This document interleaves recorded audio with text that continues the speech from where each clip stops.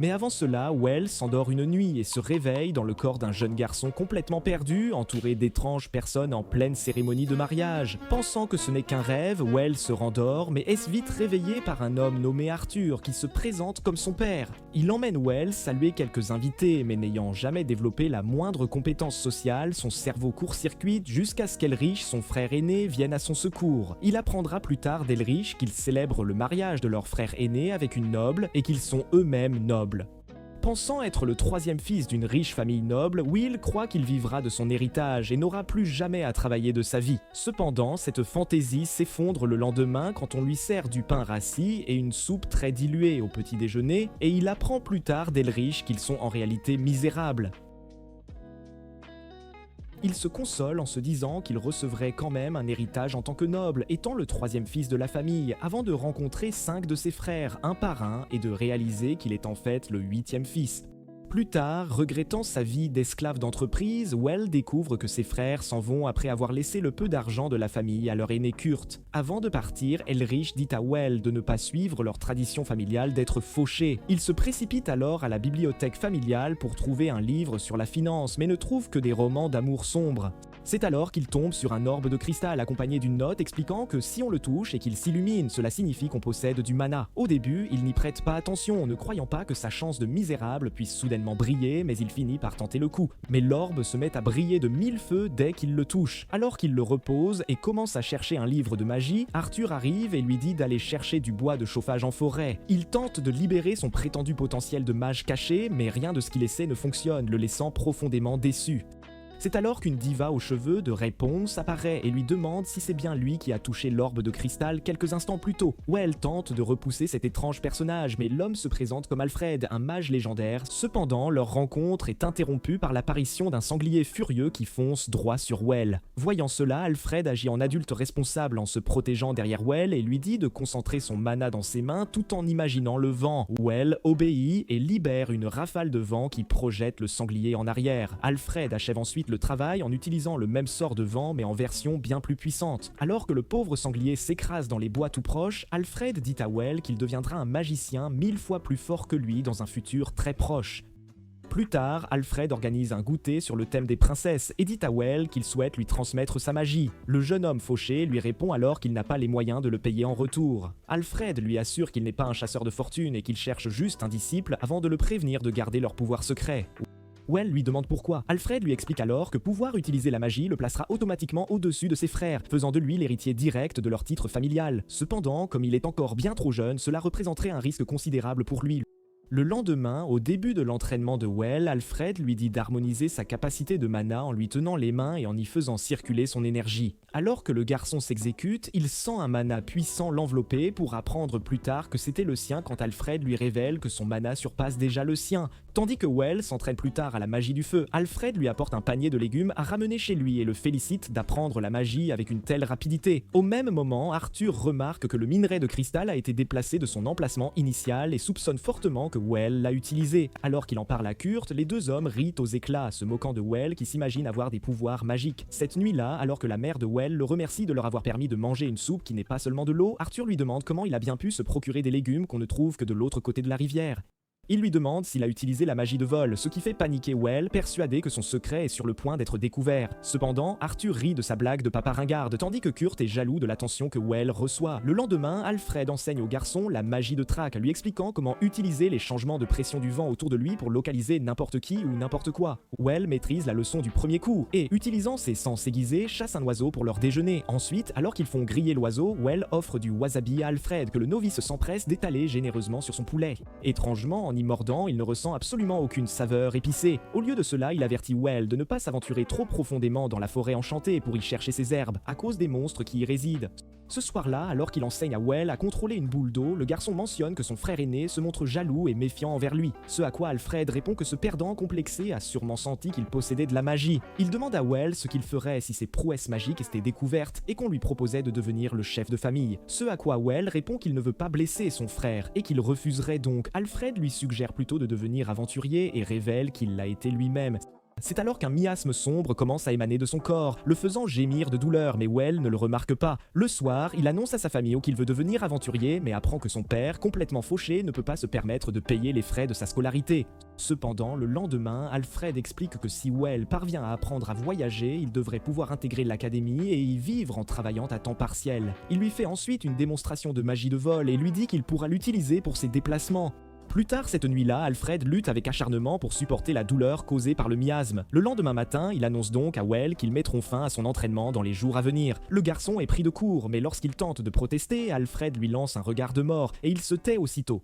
Au dîner, Arthur parle des morts vivants qui errent dans la forêt ces derniers temps, expliquant qu'ils ressemblent exactement à des humains, à l'exception de leur peau pâle et de leur perte de sens. Il révèle ensuite qu'ils finissent par se transformer en zombies mangeurs d'hommes, ce qui rappelle à Well Alfred et son incapacité à sentir l'épice du wasabi. Il s'envole immédiatement vers la forêt, dans un état de déni total où il tombe sur Alfred et lui dit de rentrer avec lui, car un mort-vivant rôde en liberté. Le mage lui révèle alors qu'il est lui-même ce mort-vivant, mais le jeune homme crédule refuse de le croire jusqu'à ce qu'Alfred lui raconte son histoire déchirante. Il s'avère qu'il y a des années, le roi avait mené une armée dans la forêt enchantée pour y trouver une herbe curative pour son fils malade. Alfred l'accompagnait et y est mort en combattant les monstres. Cependant, comme il n'avait pas encore réalisé son unique souhait, celui de trouver un disciple, il n'a pas pu reposer en paix et s'est transformé en mort-vivant. Alors que Well continue de bouder comme une petite amie vexée, Alfred lui dit qu'il a besoin de lui pour une dernière chose afin de confirmer qu'il est bien l'élu, le Purger, avant qu'il ne se transforme en zombie. Well se retourne et lui demande comment il peut lui demander de le tuer, ce à quoi Alfred lui montre le miasme qui se propage sur son corps et explique qu'il ne lui reste plus beaucoup de temps. Il lui prend alors les mains et lui explique comment exécuter la magie sacrée, mais dès que Well s'exécute, Alfred se met à hurler de douleur. Cela rend Well encore plus hésitant qu'auparavant et il refuse d'effacer ce qu'il reste de son maître. Mais Alfred insiste sur le fait qu'il doit être libéré de ce monde entre la vie et la mort, essuyant ses propres larmes. Well le remercie alors pour tout ce qu'il a fait pour lui jusqu'à présent, tandis qu'Alfred lui sourit et lui demande de vivre sa vie avec droiture avant de disparaître pour de bon. 7 ans plus tard, Well quitte sa maison pour s'inscrire à une académie d'aventuriers, mais réalise vite que, n'ayant jamais eu d'amis durant son enfance, ses compétences sociales sont restées atrophiées. C'est alors qu'on lui demande de se présenter à sa nouvelle classe, ce qu'il rate brillamment en faisant une blague ringarde sur son nom étrange. Cela lui vaut des regards noirs de ses camarades de classe qui se demandent pourquoi il n'est pas encore mort. Well se sent encore plus mal quand on leur demande de former des groupes. Plus tard, alors qu'il déjeune et se demande pourquoi il est déjà la personne la plus détestée du monde, Louise, une de ses camarades, bavarde avec ses amis sur le fait que Well est le seul étudiant boursier cette année. Un garçon nommé Erwin la rejoint et révèle que les instructeurs de magie ont cessé de lui enseigner alors qu'il n'était qu'un jeune garçon, car il connaissait déjà absolument tout sur le sujet. Il suggère ensuite qu'ils fassent équipe avec lui dès maintenant afin de pouvoir vivre de son argent et passer le reste de leur vie dans le luxe, ce qui fait se demander à Louise si Well boude dans un coin parce qu'il juge discrètement qui est digne de faire partie de son équipe. Lena, l'autre fille du groupe, dit qu'il pourrait simplement être socialement inadapté, mais les deux autres commencent à rêver de leur avenir avec Well pour finalement réaliser que toutes les autres personnes présentes dans la pièce pensent exactement la même chose. C'est alors que Well utilise ses tactiques de drague amicale de troisième ordre en offrant à chacun des assaisonnements en échange d'un peu d'attention. Mais personne ne lui prête la moindre attention car tous sont trop occupés à se disputer pour savoir qui fera partie de son équipe. Ensuite, les choses ne font qu'empirer lorsque le professeur explique que tout le monde doit former des groupes pour aller chasser et Well accepte simplement son destin de solitaire éternel. Pendant ce temps, malgré l'insistance de Louise, Monsieur Noah refuse catégoriquement de les laisser inviter Well à leur groupe car il est persuadé que ce dernier est encore en train de les tester. Plus tard, après que le groupe ait capturé 3 sangliers lors de leur première chasse, persuadé que cela impressionnerait Well, celui-ci arrive les mains vides. Mais il sort ensuite sa pochette magique et en tire une montagne d'ours grizzly et de sangliers, laissant tout le monde bouche bée. Un certain minable s'approche de Louise et de ses amis et leur dit qu'il est impossible de rivaliser avec Well et qu'ils devraient tous abandonner. Pendant ce temps, juste au moment où cet idiot se retourne pour inviter tout le monde à manger avec le sac d'argent qu'il vient de gagner, il constate que tous sont déjà partis. Cette nuit-là, alors qu'Erwin évoque son passé, racontant comment il a toujours été discriminé pour être le 5e fils de sa famille, Louise dit qu'elle a toujours été détestée par son père parce qu'elle était physiquement plus forte que ses frères. Lena dit que c'était la même chose pour elle, mais elle claque ensuite la table, se demandant combien de temps ils vont se lamenter sur leurs histoires tristes au lieu de se concentrer à impressionner Well et à s'assurer un bon avenir. Le lendemain, ils se dirigent vers la partie interdite de la forêt pour y capturer une bête assez grande pour impressionner Well, mais se retrouvent encerclés par une meute de loups. Lena se défend avec sa lance, tandis qu'Irwin brandit son épée, mais malgré leurs efforts, les bêtes continuent d'arriver sans relâche l'une après l'autre. C'est alors que Louise est distraite et qu'un loup se jette sur elle. Irwin la défend, mais se disloque l'épaule dans l'action. attention. Cela donne une ouverture au loup, mais avant qu'il ne transforme le trio de faibles en leur déjeuner, Well fait surgir des rochers du sol et s'en débarrasse. Plus tard, Irwin s'excuse de lui avoir causé des ennuis et les filles déclarent qu'elles renoncent à attirer son attention car elles sont vraiment insignifiantes comparées à lui. C'est alors que le groupe est interrompu par leur professeur principal qui leur annonce qu'ils ont été invités par le duc de leur ville aujourd'hui. Tandis que toute la classe assiste au banquet, Louise et Lena exhibent leurs plus belles robes pour attirer l'attention du duc, mais il les ignore complètement et s'approche plutôt de Well, se présentant comme Amadeus. Il dit être ravi que quelqu'un de sa famille lui rende visite après si longtemps, ce qui pousse Well à s'excuser et à expliquer que son père ne viendra probablement pas car il est bien trop fauché pour s'offrir une calèche. Amadeus dit que cela n'a aucune importance et suggère qu'ils discutent ailleurs, mais Well saisit cette occasion pour présenter Louise et ses amis comme les membres de son groupe et demande s'ils peuvent les accompagner, ce qu'Amadeus leur accorde. Le duc présente plus tard Well à un vieil homme nommé Brantag, l'actuel mage de la cour et ancien professeur d'Alfred. Brantag dit qu'il savait qu'Alfred s'était transformé en mort-vivant il y a des années, mais il a cessé de sentir son mana 7 ans plus tôt, ce qui l'a fait se demander si son souhait de trouver un disciple s'était enfin réalisé. Cependant, sachant qu'Alfred figurait parmi les 5 meilleurs mages du monde et l'avait même surpassé, il lui était difficile de croire qu'un homme plus fort que lui puisse exister, jusqu'à ce qu'il rencontre Well. Après avoir confirmé qu'il est bien le disciple d'Alfred, Brantag l'interroge sur ses derniers instants, ce qui émeut Well aux larmes. Il révèle finalement être celui qu'il a purgé avant qu'il ne se transforme en zombie, et Brantag le remercie chaleureusement. Plus tard dans la soirée, après que les 3 autres aient été boudés en réalisant à quel point ils avaient jugé Well sans le connaître, ils lui disent qu'il ne mérite pas de faire partie de son groupe car ils voulaient seulement le traiter comme leur future carte de crédit. Well dit que ce n'est pas grave et qu'il veut toujours former un groupe avec eux, ce qui les pousse à se demander ce qu'il peut bien attendre de minables comme eux. Il répond simplement qu'il veut juste s'amuser et qu'ils ont l'air de pouvoir lui offrir cela, ce qui les fait éclater de rire devant la futilité de sa raison. C'est alors qu'Amadeus et Brantag s'approchent de Well et lui révèlent qu'Alfred possédait un domaine qui lui sera légué, ce qui le laisse complètement surpris. Quelques jours plus tard, le groupe nouvellement formé se rend au mariage d'Elric et Lena s'inquiète de ne pas être à sa place. Au moment où Well la rassure en lui disant que tout ira bien, Louise apparaît dans son costume de clown et déclare qu'elle va faire un spectacle pour s'assurer qu'un des hommes riches la prenne comme maîtresse. Mais Lena craint qu'elle ne finisse par les couvrir de honte. D'autre part, alors qu'Irwin manque de vomir de peur à l'idée de voyager sur un dirigeable magique, Brantag s'approche et le rassure en lui disant que les navires magiques ne tombent pas si facilement. C'est alors qu'un nuage sombre apparaît derrière lui et un dragon osseux en émerge, faisant immédiatement Brantag ravaler ses paroles. L'apparition du dragon plonge le navire dans un chaos total, les passagers refusant de revivre un autre Titanic. Mais lorsque l'équipage s'approche de Brantag pour obtenir de l'aide, il déclare simplement que le dragon n'est pas un mort-vivant. Et comme il ne peut pas utiliser la magie sacrée, il ne peut pas le combattre. Cependant, il se tourne vers Well et lui dit de l'affronter car lui possède la magie sacrée d'Alfred et Well ne parvient pas à refuser. Avant de le laisser partir, Brantag lui dit de collecter les os du dragon et promet de protéger ses amis. Alors que Well s'envole dans le ciel, le dragon ne cesse d'interrompre son sort de magie sacrée en le frappant de ses griffes, ce qu'il esquive avec une grande facilité. Il s'éloigne ensuite de sa portée pour préparer une puissante condensation de magie et la déchaîne sur le dragon jusqu'à ce qu'elle l'enveloppe entièrement. Au début, la magie ne le fait pas tomber et il continue d'attaquer Well, mais finalement, le sort fonctionne et tous les os se désarticulent. Au moment où Well pousse un soupir de soulagement, Brantag lui rappelle de collecter les os. Il utilise alors immédiatement sa pochette magique pour tout stocker, y compris le cœur de cristal du dragon, une chose que ce jeune homme, habitué à la misère, n'avait jamais vue. Ce soir-là, alors que tout le monde fait la fête sur le navire, Brantag présente Well à un marchand d'Ashmur nommé Orutirio, qui lui dit que son petit voyage vers la capitale ne sera plus aussi amusant pour lui.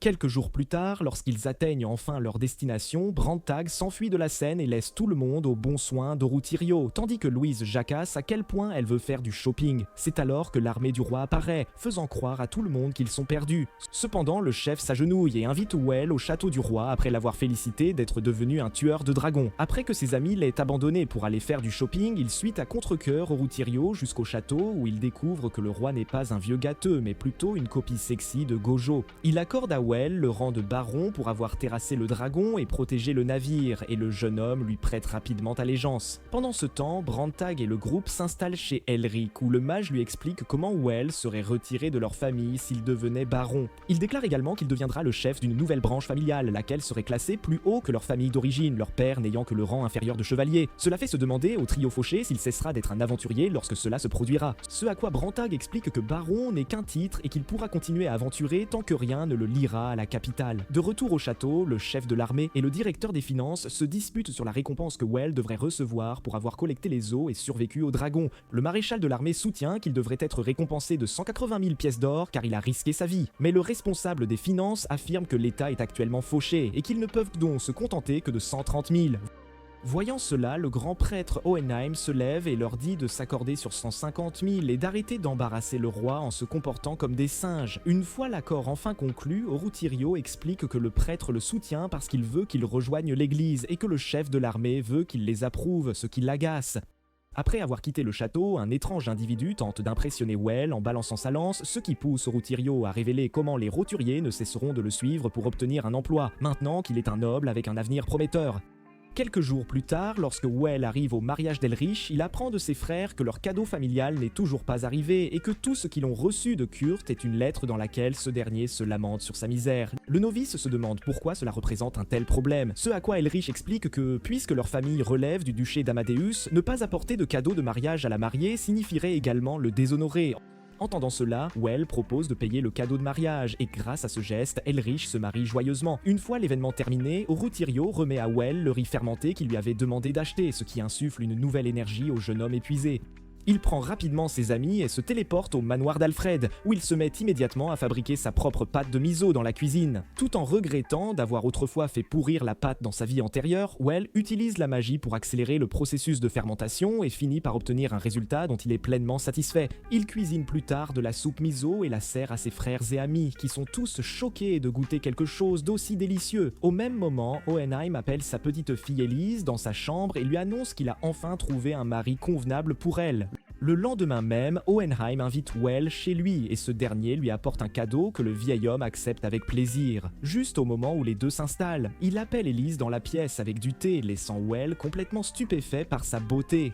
Alors qu'elle se présente à lui, il sent qu'elle possède un pouvoir magique et le prêtre révèle qu'elle peut utiliser la magie de guérison. Cela impressionne Well car la guérison est une capacité que même lui ne peut pas maîtriser et il demande à Hohenheim si Elise rejoindra le clergé de l'église à l'avenir. Le vieil homme répond qu'il souhaite qu'elle se marie comme une fille normale et Well plaisante en disant qu'elle doit déjà avoir de nombreuses propositions étant donné sa grande beauté. Hohenheim confirme que c'est effectivement le cas, ce qui fait dire à l'idiot qu'il rejoindra lui aussi la course lorsqu'il sera prêt à dire adieu à sa vie de célibataire. Cela suffit à sceller l'affaire pour le vieil homme qui annonce à Well qu'il est désormais fiancé à sa petite fille et qu'ils se marieront dès qu'ils seront prêts. Well réalise qu'il a été manipulé et ne peut s'échapper de cet engagement vu sa bêtise. Plus tard, Hohenheim prend son thé et son majordome le complimente pour son astuce à avoir berné Well, admirant sa décision de le considérer comme le moins important. Le vieil homme acquiesce, disant qu'ils ont pêché un gros poisson, surtout vu l'argent que Well leur a offert. Pendant ce temps, Well commence à s'habiller en clown, se plaignant à ses amis d'avoir été arnaqué, mais il le félicite d'être fiancé à une beauté fatale, maîtrisant une magie rare. Le garçon soutient que le mariage est impossible sans amour, mais Elrich lui dit que ce n'est pas ainsi pour les nobles. Sa femme ajoute que la plupart des couples ne se rencontrent qu'une minute avant de se fiancer. Plus tard, Well visite une boulangerie en clown avec Irwin qui lui dit de se réjouir car aucun de ses fans ne le reconnaîtra ainsi. Cependant, alors qu'il flâne dans les rues, le fanboy aux cheveux verts le reconnaît instantanément, affirmant qu'il ne pourrait jamais se tromper sur la forme de ses dents, ce qui effraie Mulot. Alors qu'il exhibe son talent à la lance, sa grande gueule attire l'attention de tous, et Well est contraint de se téléporter avec Irwin. De retour au manoir d'Elward, Irwin suggère à Well de trouver rapidement un bras droit pour que tous les autres perdants cessent de le poursuivre. Well lui offre le poste, le laissant sous le choc. Ce soir-là, il s'introduit dans le manoir du prêtre. Alors qu'il échappe de justesse à être attrapé, Elise le trouve dans une position embarrassante et lui demande ce qu'il fait. Il l'entraîne rapidement à l'écart et, une fois seule, lui demande si elle est d'accord pour épouser un bon arien comme lui. Elise dit qu'elle connaît ses exploits héroïques et comprend pourquoi son grand-père l'a choisi pour elle, ce qui le rassure enfin. De retour à la maison, Irwin exhibe son nouveau titre de vassal de Well devant les filles qui soutiennent qu'elle pourrait aussi demander à Well de les prendre comme vassales. Cependant, Irwin leur dit qu'il ne le permettra pas en tant que leur aîné et les deux s'effondrent à l'idée de tomber plus bas qu'un perdant comme lui dans la hiérarchie. C'est alors qu'Elrich entre dans la pièce avec sa femme et Louise a l'idée de devenir les concubines de Mo pour s'élever au-dessus d'Irwin, ce que Lina approuve également. C'est alors qu'il les surprend dans une position, disons, peu élégante. Louise commence son plan pour le séduire avec sa danse du poignet. Cependant, cela ne fait que se demander à Well si elle a oublié de prendre ses médicaments aujourd'hui et il quitte la pièce peu après. Cette nuit-là, Louise commence à travailler sur son plan B, ce qui rend Lena mal à l'aise et lui fait dire qu'elle admire sa confiance. À cela, Louise répond que devenir la concubine de Well est le seul moyen pour elle d'être reconnue par la famille qu'il a autrefois rejetée et elle dit à Lena qu'elles vont faire ça ensemble. Sur ce, elle lui tend un costume pour leur prochain plan. Cependant, Lena trouve qu'il ne couvre presque rien et refuse de le porter. Pendant ce temps, Well reçoit une invitation du majordome d'Hohenheim qui l'invite à dîner avec Elise. Le jour de leur dîner, il ne cesse de mentionner maladroitement à quel point la nourriture est bonne, tandis que le majordome fait tapisserie dans un coin. Finalement, le rendez-vous se termine sans aucun développement. Cependant, avant que Well ne parte, le majordome lui dit d'acheter un cadeau à Elise pour commémorer ce jour. Il les emmène dans une bijouterie où Well découvre une multitude de bagues extravagantes, toutes coûtant 3 fois le prix de ses reins. Elise remarque son malaise et dit qu'elle n'a pas besoin d'un cadeau aussi cher, mais Well la rassure, affirmant qu'il n'est plus le perdant fauché qu'il était. C'est alors qu'il aperçoit une bague qui attire son attention et dit qu'il va l'acheter pour apprendre qu'elle coûte 6 fois plus cher que les autres car elle utilise une pierre magique. Néanmoins, ne pouvant pas se ridiculiser devant une fille aussi séduisante qu'Elise, il finit par l'acheter. Sur le chemin du retour en calèche, Elise lui demande s'il a choisi cette bague parce qu'il avait reconnu la pierre magique et réalisé qu'elle pouvait stocker sa magie de guérison. Well dit qu'il ignorait que la pierre était magique et qu'il l'avait choisie uniquement parce qu'il pensait qu'elle lui irait bien, ce qui la réjouit. Il se met alors à parler de l'incroyable façon dont elle gère la célébrité et le titre de sainte toute sa vie, alors que lui est déjà fatigué d'être le tueur de dragons. Il ajoute que même si tout le monde le croit un dieu surpuissant, en réalité il n'est qu'un gars ordinaire. Tandis qu'elle l'observe en silence, Well infuse sa bague de mana, la faisant briller et tous deux profitent de leur pluie de météores, économique dans la calèche. Plus tard, cette nuit-là, le majordome fait son rapport à Hohenheim, disant que Well convient bien à Elise car il est le premier à ne pas la voir comme la sainte, mais comme une jeune fille normale. Quelques jours plus tard, alors qu'Irwin savoure du céleri avec sa demoiselle Oedipe, il demande aux filles ce qu'il est advenu de leur plan pour développer l'intrigue avec Well. Elles répondent qu'elles le reprendront à leur retour à l'académie. Il dit que c'est peut-être mieux car sa préférée est là, mais c'est alors que ladite beauté fatale apparaît, provoquant une crise à Irwin. Elise salue tout le monde et dit qu'elle est genre venue leur demander quel genre de personne est son futur mari, faisant monter la tension. Au même moment, Well est convoqué au palais royal avec Brantig par le roi Colombe qui lui demande de tuer un autre dragon pour lui faisant réaliser qu'il est toujours esclave du capitalisme. Plus tard, le général Warren explique qu'ils doivent déloger le dragon pour libérer son territoire pour l'exploitation minière, simplement parce qu'ils ont besoin de plus d'emplois pour les citoyens. Cependant, Well est plus préoccupé par l'idée d'affronter un dragon avec seulement Brantag qui n'est utile que comme décoration. C'est alors que le roi amène un colosse plein d'énergie nommé Armstrong qui, après avoir félicité Well d'être devenu un tueur de dragons, jure au roi qu'il reviendra avec les cendres du dragon. Brantag révèle à Well que ce type était membre de son groupe il y a longtemps et le trio part immédiatement en mission. Quelques jours plus tard, Elrich explique à Irwin et aux autres que le roi a décidé d'exterminer tous les monstres autour de la tanière du dragon aussi, car une fois morts, ils envahiront les villes voisines et blesseront les roturiers. Lena dit qu'un vrai noble avec une armée aurait dû se voir confier ce travail, mais Elric répond que dans ce cas, le roi devrait céder une partie des terres du dragon à ce noble, ce que son avarice ne lui permettra pas de faire. Alors il a refilé ça à Well, qui n'a encore rien à son nom. Elle s'inquiète aussi que Well ne puisse pas combattre autant de monstres sans armée, ce à quoi il explique qu'ils ont formé une armée temporaire pour lui dont son vassal Erwin s'occupera.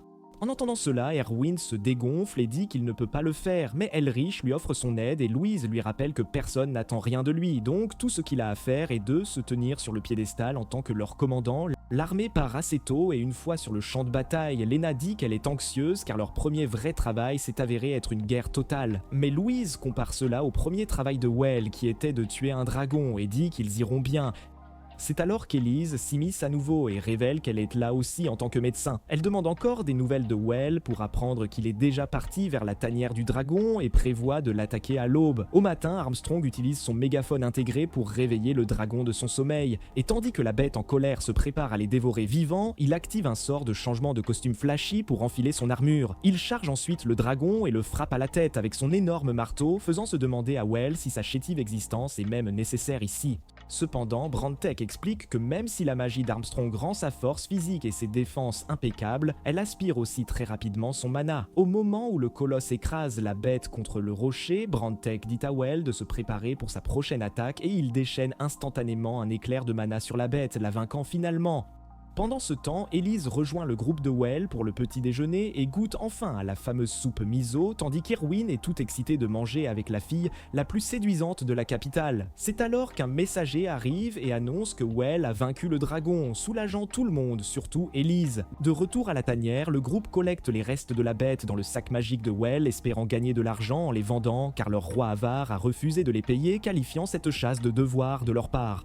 Soudain, alors que le sol commence à trembler et que des monstres plus petits envahissent la zone, Armstrong dit au garçon de se préparer à une menace plus grande et Brandtech lui rappelle que ce n'était pas un dragon qui a délogé d'Alford, mais les petites bêtes. Pendant ce temps, Elise continue de soigner et d'aider les gens avec sa magie, recevant des éloges en retour jusqu'à ce qu'un soldat gravement blessé arrive. Quand elle essaie de soigner ses blessures, elle manque de mana et est forcée de compter sur l'énergie stockée dans la bague, ce qui heureusement sauve le gars. Cette nuit-là, alors qu'une Elise fatiguée quitte son camp, un soldat s'approche d'elle et lui raconte à quel point son fiancé est un grand magicien et un héros, ce qui lui rappelle leur conversation dans la calèche.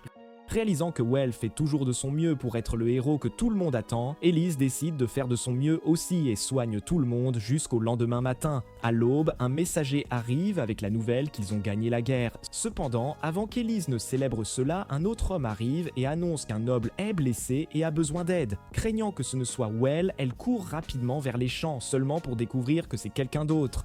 C'est alors que Well l'appelle par son nom de derrière et dès qu'elle voit son visage, Elise s'évanouit d'épuisement. Plus tard, alors qu'elle se réveille enfin, le garçon la félicite pour tout le travail acharné qu'elle a accompli et révèle que les soldats revenus du front ne cessaient de chanter ses louanges. Cela la fige, alors elle lui prend la main et dit qu'elle sait aussi qu'il ne fait que se forcer à paraître fort. Cependant, leur développement d'intrigue est interrompu quand Armstrong arrive en courant et prend Elise dans ses bras, l'appelant sa nièce, ce qui vide Well de son âme. Quelques jours plus tard, alors que Well et son groupe s'installent dans la capitale, Irwin lui montre son portrait et les filles bavardent sur la façon dont le roi les a fait rester ici au nom de la poursuite de leur entraînement. C'est alors qu'Elise apparaît et Well court vers elle, faisant se sentir les autres filles comme des déchets d'avoir voulu le séduire alors qu'il a déjà une femme.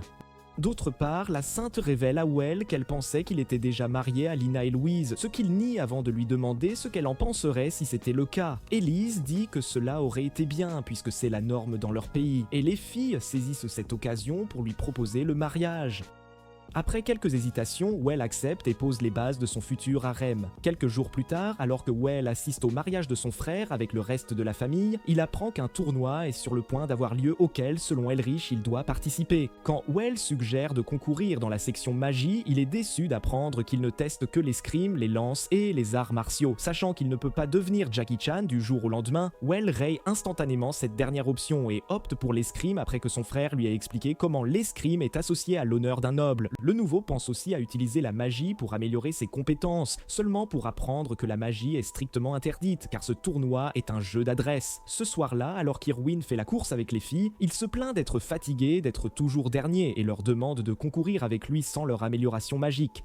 C'est alors que le groupe aperçoit Well volant dans le ciel vers la maison d'Hohenheim et le voir utiliser la magie en Flammervine car cela lui rappelle une fois de plus à quel point il est inutile. Plus tard, alors qu'ils traînent tous avec Brandtech, il leur dit de participer aussi au tournoi et d'apporter l'honneur à leur nouveau maître. Eh bien, en entendant cela, les filles se lèvent rapidement pour commencer à s'entraîner sans leur amélioration magique, ce qui pousse Brantig à demander à Erwin pourquoi il agit toujours comme un paresseux. Le perdant dit qu'il n'a rien à perdre, qu'il gagne ou perde le tournoi, mais Brantig lui fait remarquer qu'il pourrait être expulsé de son groupe s'il n'a rien à offrir. En entendant cela, Irwin dit qu'il est connecté à ses coéquipiers par leurs âmes, ce qui pousse le vieil homme à briser sa fantaisie et à expliquer que chaque connexion est une transaction de ce que l'on peut donner et recevoir. Cela brise son rêve d'argent facile et il commence à s'inquiéter de ce qu'il fera s'il ne peut plus vivre de la fortune de Well. Plus tard, pendant le dîner, Well révèle que Warren, le champion des 2 derniers tournois, ne participera pas cette année, ce qui rend Louise complètement folle de joie, et elle dit que cela leur garantit une victoire facile. Cela ne plaît pas à Well, mais ils ne discutent pas. Au lieu de cela, ils demande à tout le monde s'ils seraient d'accord pour ajouter Elise à leur groupe d'aventuriers. Tandis que Louise pense que quelqu'un d'aussi beau qu'elle rendrait leur équipe plus attrayante, Lina dit que son pouvoir de guérison sera extrêmement utile, ce qui déclenche à nouveau les insécurités d'Irwin et le fait se demander ce qu'il apporte. Soudain, il claque des mains et déclare qu'il va gagner ce tournoi, laissant tout le monde surpris. Dès le lendemain, son entraînement commence, le voyant surpasser tout le monde en vitesse et en force, les filles se classant deuxième et Well terminant bon dernier. Même après que Well soit épuisé par une journée entière d'échecs et se repose la nuit, Erwin continue de s'entraîner jusqu'à ce que ses mains saignent. Cependant, quelques nuits plus tard, il apprend que Warren n'a pas retiré sa participation et perd sa motivation.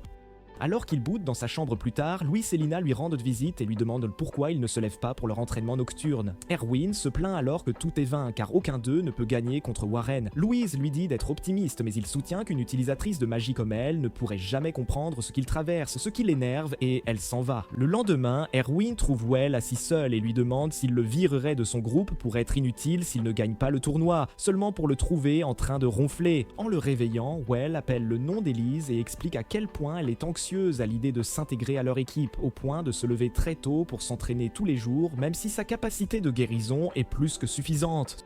Cela redonne de l'inspiration à Erwin et il promet à Well qu'il gagnera ce jeu avant de courir dehors pour reprendre son entraînement et s'excuser auprès des filles d'avoir agi comme un crétin. Le jour de l'événement, Well rattrape son sommeil réparateur pendant que les autres s'échauffent pour devenir champions et Elise leur apporte à tous des boîtes à lunch, étant la mère Teresa qu'elle est. Avant qu'ils ne partent pour leur match, Armstrong leur dit de revenir tout de suite s'ils perdent, affirmant qu'il les accueillera à bras ouverts. Alors que le premier match de Well commence, il réalise que les dieux de la fortune l'ont abandonné alors que Warren se tient juste devant lui et sourit, le faisant se pisser dessus. Se rappelant rapidement son objectif initial qui était de se battre et de ne pas se ridiculiser, Well se prépare à lancer son premier coup, seulement pour que Warren réduise la distance en une seconde et le mette hors de combat.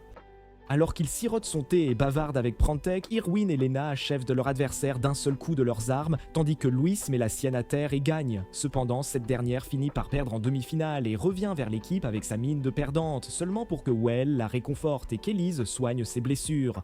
D'autre part, Lina affronte le clown aux cheveux verts de tout à l'heure en finale, qui la surprend par sa vitesse et bloque ensuite toutes ses attaques avant de déclarer que c'est lui qui impressionnera Well dans ce round et la désarme finalement. Elle retourne ensuite auprès de l'équipe et s'excuse en disant qu'elle n'aurait pas pu vaincre ce type car il appartient à une famille noble et est un maître de la lance en plus de s'y connaître beaucoup en finance et en droit.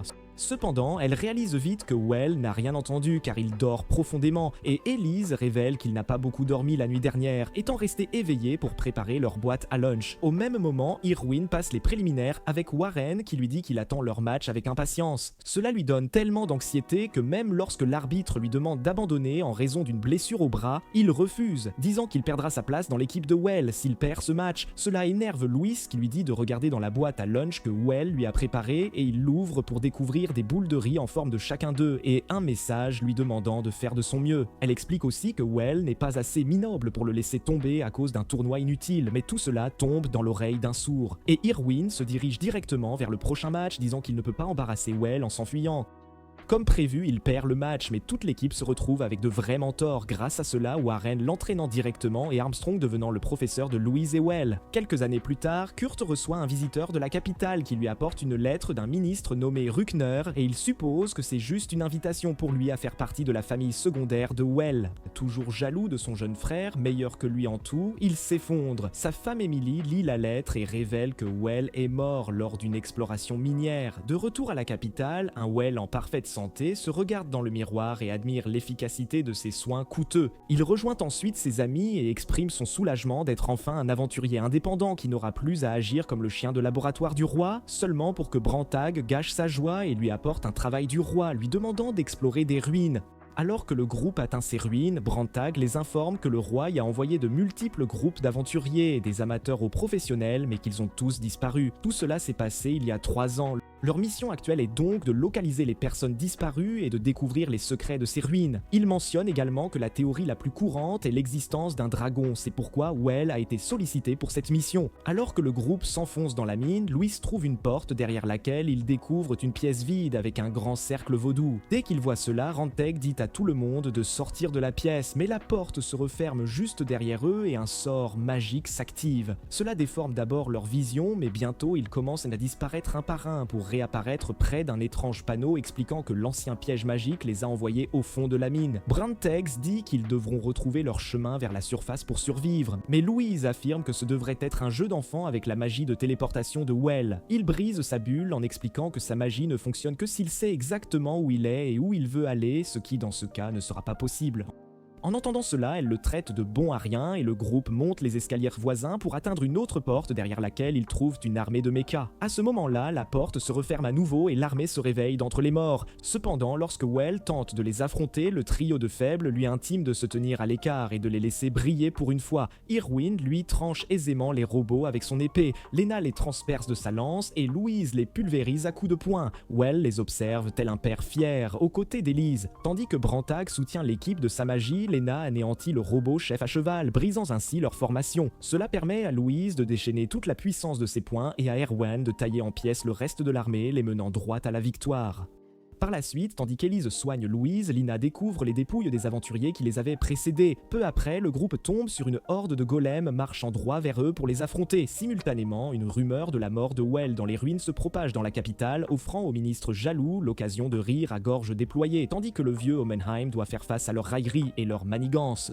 De retour à l'intérieur de la mine, alors que tous les autres luttent désespérément pour repousser les golems, leur chef, lui, savoure un délicieux dîner avec sa complice et s'offre un sommeil réparateur sur son épaule, tout cela afin de préserver sa précieuse magie. Cependant, peu importe l'intensité de leur combat et le nombre d'ennemis qu'ils terrassent, tant qu'ils continuent de gravir les escaliers, une nouvelle porte s'ouvre et une nouvelle armée de mechas les assaille. Elise fait de son mieux pour soigner chacun, mais alors qu'elle s'occupe d'Erwin, celui-ci se rappelle qu'il ne peut pas encore mourir car il n'a toujours pas vaincu Warren en un seul match.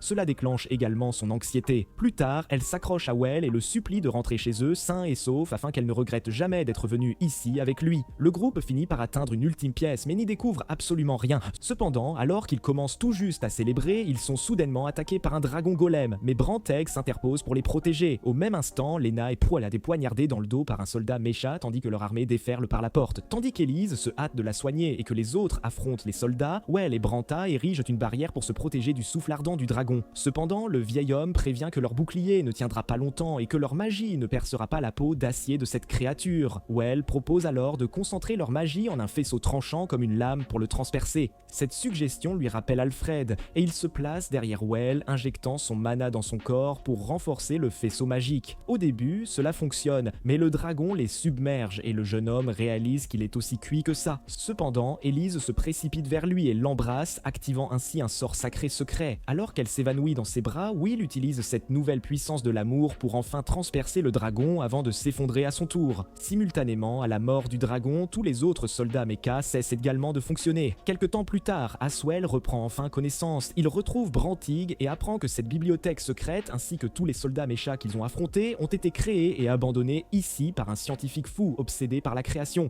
Branteg pense qu'il a conçu toutes ces armées pour s'assurer que celui qui atteindrait finalement son trésor en serait véritablement digne. Cependant, leur discussion est brusquement interrompue lorsque l'équipe de Well l'entraîne vers une autre pièce énigmatique. Là, ils découvrent une multitude de dirigeables magiques, bien supérieurs à ceux qu'ils utilisent de nos jours. Après cette découverte, Elise échange un sourire coquin avec Well, sachant pertinemment qu'ils sont sur le point de devenir immensément riches. Dès le retour de l'équipe à la capitale, le roi annonce une récompense de 2 millions de pièces d'or pour chacun, payable par versement sur les 20 prochaines années. Cet après-midi-là, alors que Well et Elise prennent le thé avec le colosse, il leur révèle que pendant leur absence, quelqu'un a fait courir des rumeurs sur la mort de Well. Et malgré l'utilisation de ses compétences d'enquête de très haut niveau, il n'a pas réussi à démasquer le coupable. Cette nouvelle surprend Well, mais Armstrong affirme qu'il est tout à fait normal que les perdants jalousent ceux qui leur sont supérieurs. Ce qui rappelle à Irwin les regards noirs qu'ils ont reçus de certains détracteurs de Well pour être restés dans son équipe. Louise affirme que la jalousie ne fera qu'empirer désormais, mais qu'ils sont sur le point de recevoir une récompense bien plus colossale que l'économie du pays tout entier. C'est alors que Laina suggère d'utiliser le système des guildes d'aventuriers pour redistribuer cet argent à Well plutôt que de le garder pour eux. Well réalise que ces jeunes femmes écervelées n'ont jamais réussi un examen de mathématiques de leur vie, mais il accepte avec plaisir les 10 millions de pièces d'or qu'il finit par empocher. Au même moment, le cerveau ignoble convoque son conseil Geezer et les rassure. Même si les fausses rumeurs n'ont pas permis de simuler efficacement la mort de Well, elles ont au moins eu le mérite de rassembler tous les antagonistes. Plus tard, ce soir-là, Well et sa compagnie profitent d'une agréable réception de thé. Isis, l'étrange espionne, les observe, mais Well l'ignore et confie à son équipe qu'il envisage de confier son manoir à une personne de confiance lorsqu'ils reprendront leur vie d'aventuriers nomades. Laina affirme qu'il lui faudra quelqu'un de fort, d'intelligent et de loyal pour cela, ce qui s'avérera difficile étant donné qu'il est actuellement l'homme le plus haï de toute la ville. Cependant, Louise propose le bouffon à la lance aux cheveux verts pour cette tâche. Tous les autres acquiescent également, car même si Well l'a traité comme un véritable fléau ces dernières semaines, il ne peut toujours pas s'empêcher de lui écrire des poèmes d'amour. De plus, c'est un noble qui a bénéficié d'une éducation formelle et a même remporté le tournoi d'arts martiaux, ce qui en fait le candidat idéal. Pour recruter cet excentrique, Well lui apporte un gâteau en guise d'excuse, mais celui-ci se met à pleurer de joie, enfin gratifié de l'opportunité de devenir son laquais. Alors que tous, y compris Well, commencent à douter de leur choix, ce dernier perçoit la même présence à l'extérieur et l'ignore une fois de plus. Cependant, à peine l'équipe s'apprête-t-elle à déguster le gâteau que Louise bondit de son siège et se lance à la poursuite de l'espionne, pour découvrir qu'elle s'est déjà enfuie. Roderick pense qu'il pourrait s'agir de l'un de ceux qui ont propagé de viles rumeurs sur Well et promet de les retrouver, surprenant Well qui le prenait pour un simple parasite bon à rien. Roderick conseille également à Well de quitter la capitale au plus vite car ses ennemis ne cessent de se multiplier. Mais Well apprend qu'il lui reste une dernière étape à franchir avant de pouvoir partir. À cette fin, Well conduit son groupe au centre de recherche local où il interroge le propriétaire sur leur machine magique capable de donner vie à l'imagination. Le propriétaire l'y conduit avec plaisir et lui explique qu'il devra utiliser une quantité considérable de mana pour l'activer. Pendant ce temps, Irwin fait remarquer à quel point cette machine doit être formidable pour un voleur de sous-vêtements. Alors que Well entame le processus et déploie le meilleur de son imagination, une paire de sous-vêtements apparaît devant lui, ce qui pousse une femme à le frapper à la tête et à les récupérer, faisant ainsi réaliser au pervers qu'il a accidentellement invoqué ses cache-gâteaux. Alors qu'il peine à restaurer son image ternie, Elise commence à se demander s'il ne serait pas, en fait, un pervers cultivé. Les autres filles, quant à elles, protègent leur gâteau juste au moment où Well tente une nouvelle fois de faire appel à son imagination. Cette fois, sa culture d'aura fonctionne et il réussit à invoquer ce qu'il désirait, surprenant absolument tout le monde autour de lui. Tandis que l'équipe emporte ensuite cet objet mystérieux, la modeste espionne les observe de loin et après leur téléportation, elle examine l'étrange objet qu'ils transportaient. Simultanément, Roderick parvient à atteindre la cachette de Rutgers et comprend que c'est lui qui est à l'origine des fausses rumeurs. Cette nuit-là, dans son manoir, Well organise un immense festin pour remercier tous ceux qui l'ont soutenu dans son périple, y compris Amadeus et l'ensemble des ministres qui lui ont apporté leur aide. Au moment même où l'espionne arrive également sur les lieux, Well présente l'objet qu'il a invoqué grâce à la machine du centre de recherche. Il s'agit de thon frais. Il sert le sashimi accompagné de la sauce soja qu'il a mis 3 ans à élaborer et exhibe enfin les talents culinaires qu'il a développés dans sa vie antérieure, celle d'une déception consumée. Plus tard, Roderick l'informe des machinations de Ruckner et lui révèle qu'il a envoyé un messager à Kurt pour le rallier à sa cause dans l'espoir de devenir le prochain commissaire. Bien que Well se sente profondément mal à l'aise de l'implication de sa famille dans ces basses manœuvres politiques, Roderick lui assure qu'il a déjà tiré quelques ficelles pour leur contre-attaque car il connaît parfaitement la nature de ce ministre. Cela pousse Well à se demander s'il le connaît pour apprendre ensuite que Roderick est son fils illégitime, que Boonmi n'a jamais accepté dans sa famille en raison du statut modeste de sa mère. C'est alors qu'Elise apparaît avec une assiette de thon gras et l'humble espionne postée à l'extérieur perd enfin toute patience.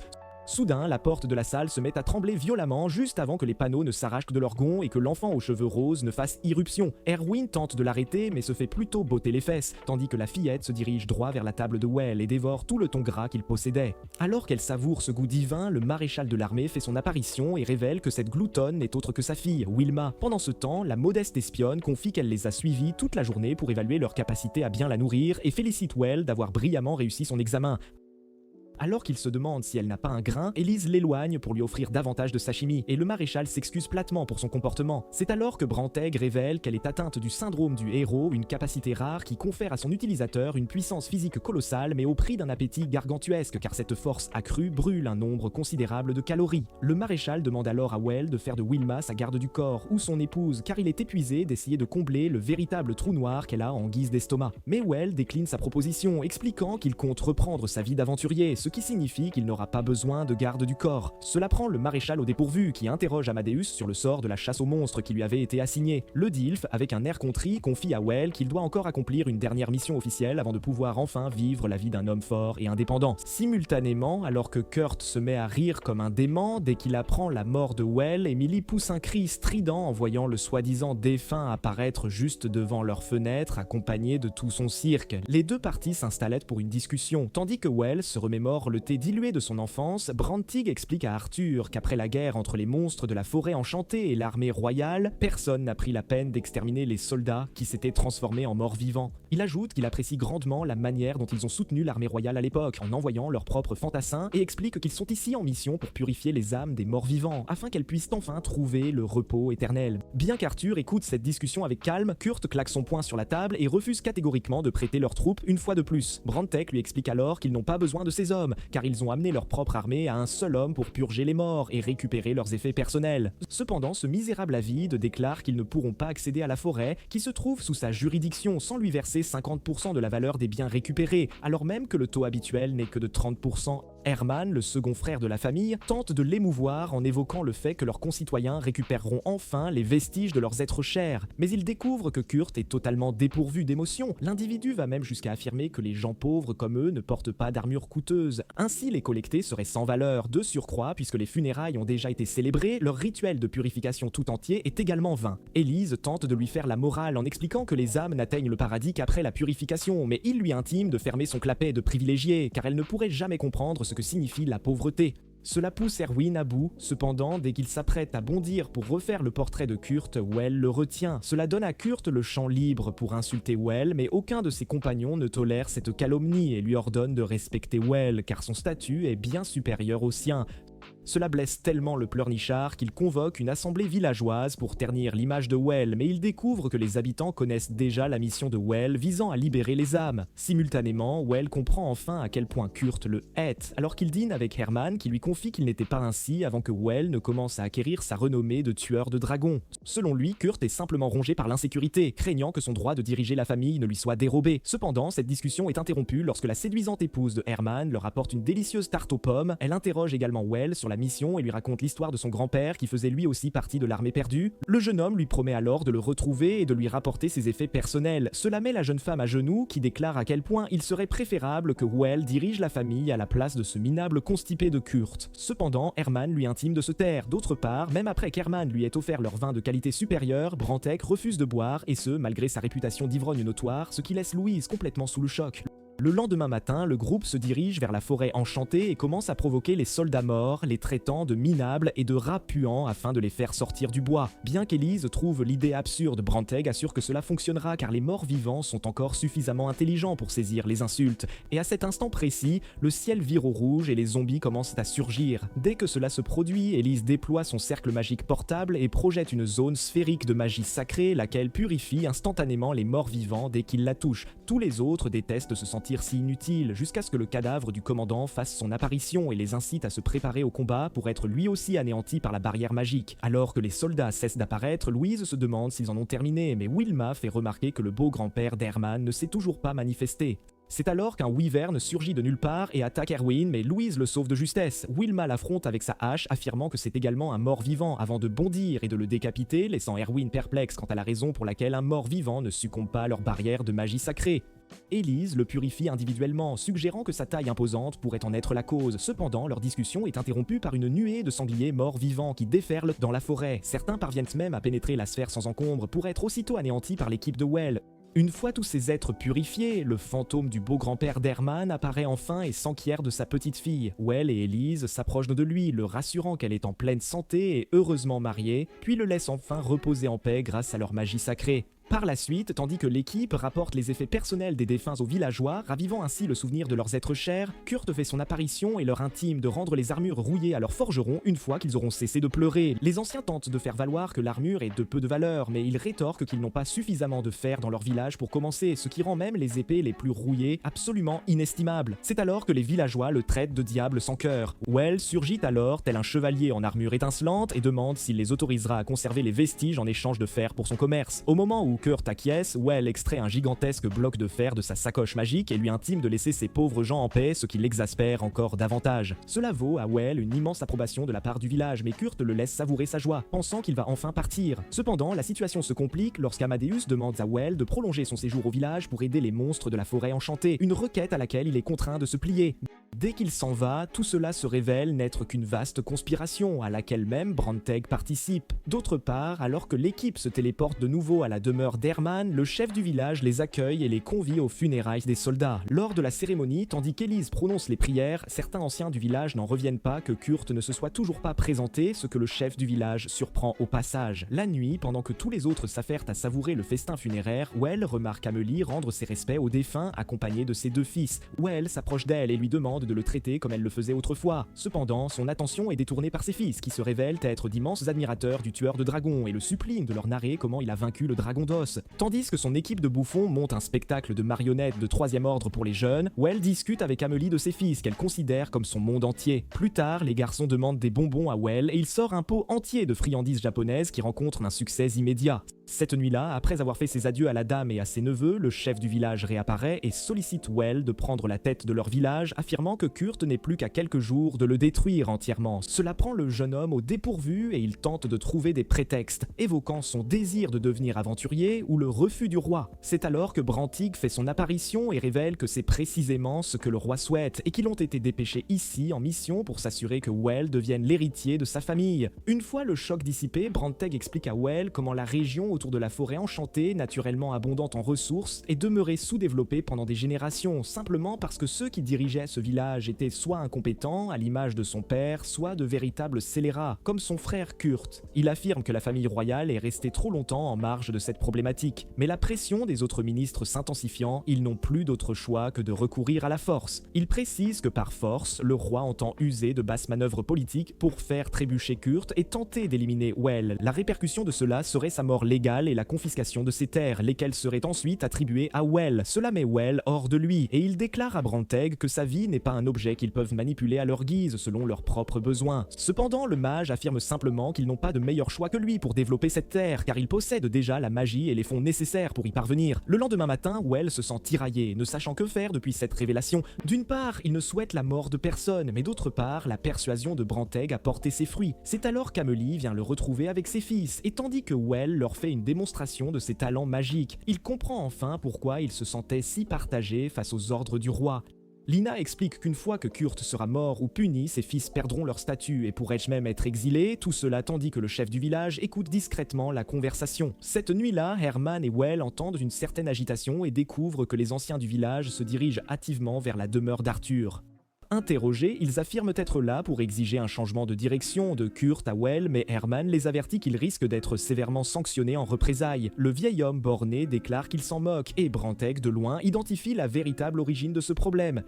Il le suit et lui intime de ne pas se mêler des affaires royales, mais le chef du village rétorque qu'il n'agit en rien de répréhensible. Avant de s'en aller, il met Branteg en garde contre Amélie et ses fils, ce que le mage trouve particulièrement curieux. Simultanément, Amélie espionne son mari alors qu'il s'emporte une fois de plus contre Well et avertit ses sbires que quiconque prendra son parti sera sévèrement châtié, ainsi que sa famille. Le lendemain matin, Well rencontre Kurt dans une tentative désespérée de le maintenir en vie et lui demande de lui céder une portion de ses terres, notamment la zone non développée. En échange, il investirait son propre argent pour y travailler, ce qui générerait des profits considérables pour lui et les roturiers. Cependant, comme prévu, ce perdant au cerveau grillé pique une nouvelle crise et après avoir déchiré la carte, traite Well de voleur qui tente de lui voler son peuple et son autorité.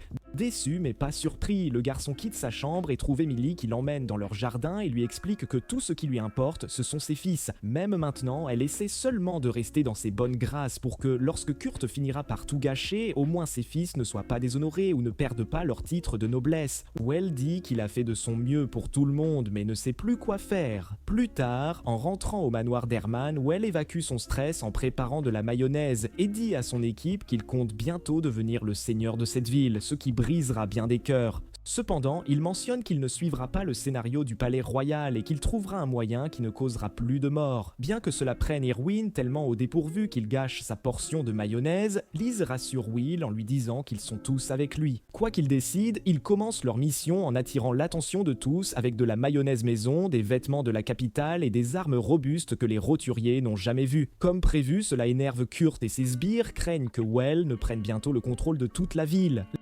L'un d'eux se demande pourquoi il ne le tue pas simplement, ce à quoi le type peu sûr de lui s'emporte de nouveau, lui rappelant que Well peut utiliser la magie mais qu'eux ne sont qu'une bande de faibles. Cette nuit-là, alors que ce groupe rentre chez lui, Will les encercle tous avec son équipe et leur fait une offre qu'ils ne peuvent refuser. Le lendemain matin, il visite de nouveau la capitale avec Roderick et explique qu'il a simplement offert aux subalternes une vie et un enseignement dans la capitale, ce que ces hommes démunis et pauvres ont immédiatement accepté. La tête verte loue son intelligence et l'emmène plus tard à l'appartement qu'il a choisi pour Amelie et ses fils, que Will trouve aussi plutôt favorable. Cependant, il souhaite toujours que son frère revienne à la raison après avoir perdu tous ses amis et qu'Amelie n'ait jamais à déménager ici.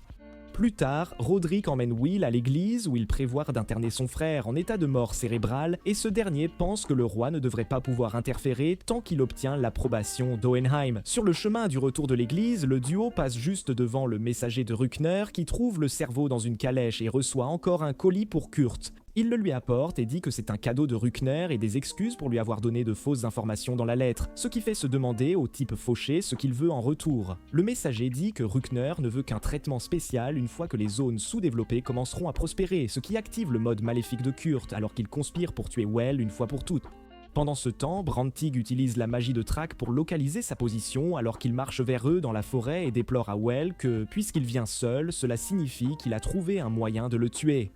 Quand Kurt arrive sur place, Well essaie d'abord de faire comme s'ils s'étaient rencontrés par hasard, mais Kurt lui dit d'arrêter ses conneries et de faire sortir ses sbires. Dès que tout le monde sort, le perdant perd encore plus de neurones et dit à Well que qu'il tue des dragons ou devienne baron, il restera toujours le 8e fils, ce qui signifie qu'il ne deviendra jamais personne dans sa vie.